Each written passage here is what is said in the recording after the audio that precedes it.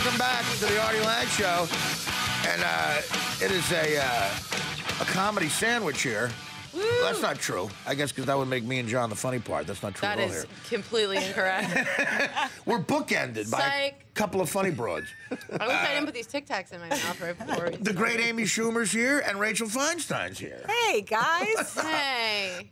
So, Amy, I saw the first show, and really funny. First of all, the whole idea of you know, someone just really assuming how the video "Two Girls, One Cup" was explained to somebody. That scene was my idea. Isn't that fucked up? Oh, I'm so sorry. I'm so sorry. You can't. I'm so sorry. Don't worry about it. I just obliterated 4 minutes of the show. I don't know if this is a compliment or not. I'm sorry. I'm used to just sitting with you. I can't believe that people are listening. I have the longest. Can I just put this on your notes? Tic Tacs. Okay, sorry. I have the longest delay in the history of radio. Okay. And maybe that it's a compliment. But yeah, so the whole idea of some sleazy guy explaining "Two Girls, One Cup" to somebody, and then at the end you go, "All right." I'm like, oh, yeah, can use the on-camera experience. Why not? Yeah. Right. So it was real funny. Thank you for watching And it. the ratings and are you were offered a role and you passed, but that's fine. That's Next right. season. I was actually busy. Oh, okay. But yeah, next season I want to do something. Please. And the role I was offered is in this first one, the one-night stand guy. One-night stand guy. That would have been fantastic. I know. Maybe you could have read the offer. That would have been real cool. But the guy who did it is a guy in Homeland. Oh yeah. Yeah, we got a real good. He's my friend, but he plays like the guy with the leg braces on Homeland. So now, what are you going to do as far as?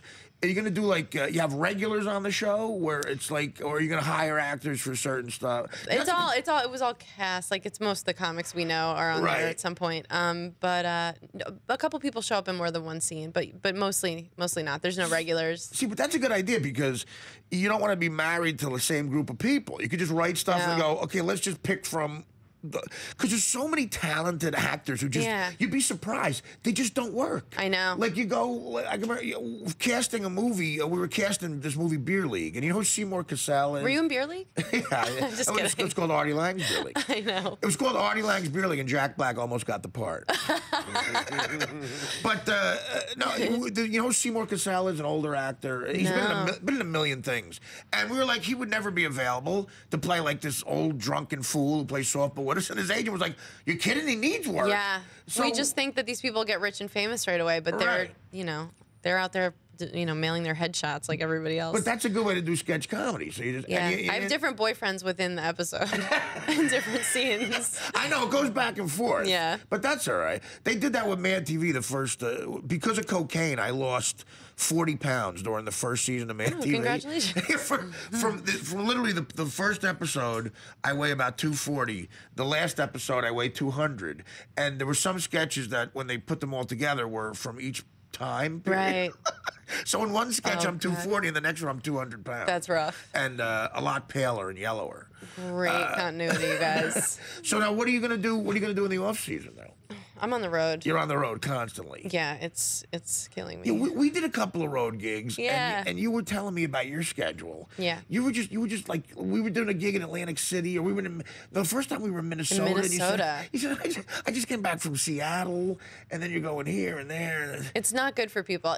I think what they do, management, they know you don't know better, so they come in, they just book you, they squeeze every dollar out of you. No, I know. And then by the time you realize, you're like, I'm on the road 230 dates this year. Did that seem okay to you? One-nighters? When did I become the character in Crazy Heart? No, honestly. It's not good. And it's not healthy on any level. You're eating poorly, but what happens is you get addicted. Dave Attell told me this when I first started making money on the road, like real money. He goes, "You're going to get addicted to the money. Be careful." I have so much money, and I'm so lonely. Rachel's on the road nonstop. She just did Captain Brian's. I did. Seafood restaurant. I sure did. I played in the middle of a seafood restaurant. That's a real road gig. That's a real road show business. When I was a little girl, I had a big dream that one day I'd perform in front of a lot of bait and tackle and some fishing rods. I says, Red Lobster. One day I'm going to be in the pictures, but before then. I want to play at a place where the man who owns the club insists that you call him the captain, even when he's not captain. He's never been on a boat, that guy. Oh, man. But you gotta call him the captain. Artie, have you done that show? Yeah, I've never done Captain Brian. Where is it? It's in Marco Island, Florida. The stage is this size, and there are people eating calamari and splitting mussels right there. And then it was Cinco de Mayo when I was there, so the door kept opening to some sort of outdoor Cinco de Mayo douchery, and then every time the door would open in the middle of my set, like 10 times, I just heard all these people going, ole, ole. I was telling Amy, I was like, I'm gonna take my own life this weekend, and I was like, I don't blame you. I had a plan that I was gonna do it. I was gonna dress up in full military regalia, like they do in the movies, and they always sit at like some sort of an oak desk and like kill themselves with a fighting rifle. I was like, I want to do that because it would be, and they'd be like, she was never in the military. Would you sweep your hair up in the hat? Like, would you? Or would you like kind of let it? It's suicide fashion. Yes. Like, what's suicide? You want to look your best. Are you wearing white gloves? Like, walk us through. I think I would tuck it into the hat.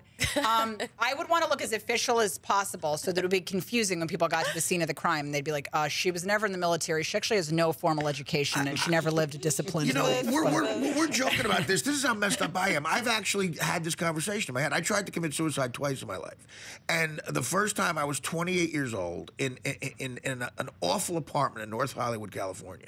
And I wrote, I'd come down from 4 days on cocaine. And this is the best commercial for not doing cocaine.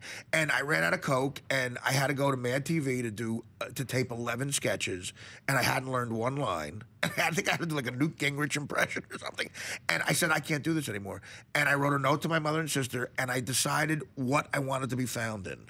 I picked out shorts. Oh my God. I went through like what I wanted to be found in. I wrote a note, and I was like, because I knew my mother would be mad if you weren't dressed well. If I wasn't dressed well. And I picked a pair of green shorts that fit me kind of all right. I kind of had a tan.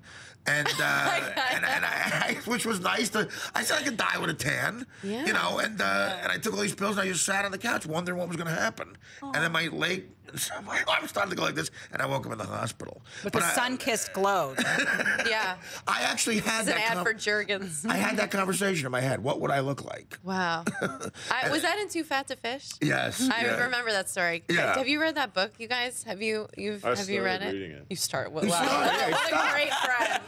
And then He's reading it to his kids while they fall asleep. There is such a sadness to that statement. I started it. I read it so fast, Artie. I read it so fast. I was bummed it was over. I swear. Well, there's a new one coming out, Crash and Burn, in November. That'll with a very happy ending. But you know what, Ames? So my suggestion is, do you ever say to yourself, I'm going to stop? Do you ever say, I'm going to put my foot down and say, listen, I am not going to do this. I just did that. I'm taking off. Yeah, June. good, you should. So I'm taking off the summer. I'm going to New Orleans. I got a place. I'm going to sit and write, that's and awesome. I'm not going to tell a joke to anybody. Now you're going to write your new season, probably, because you got to. I mean, when do you start up the new season? Then? I can't even pretend to be excited and answer that. Please don't make me do that. I have nothing left. I have nothing left. I'm at zero. You're living every dream a comic could have. And you're not happy about it, right? I have the joy of a nun living in a convent. I mean, not even. True. Come on. No, you know what? I am happy this week. I'm happy this week.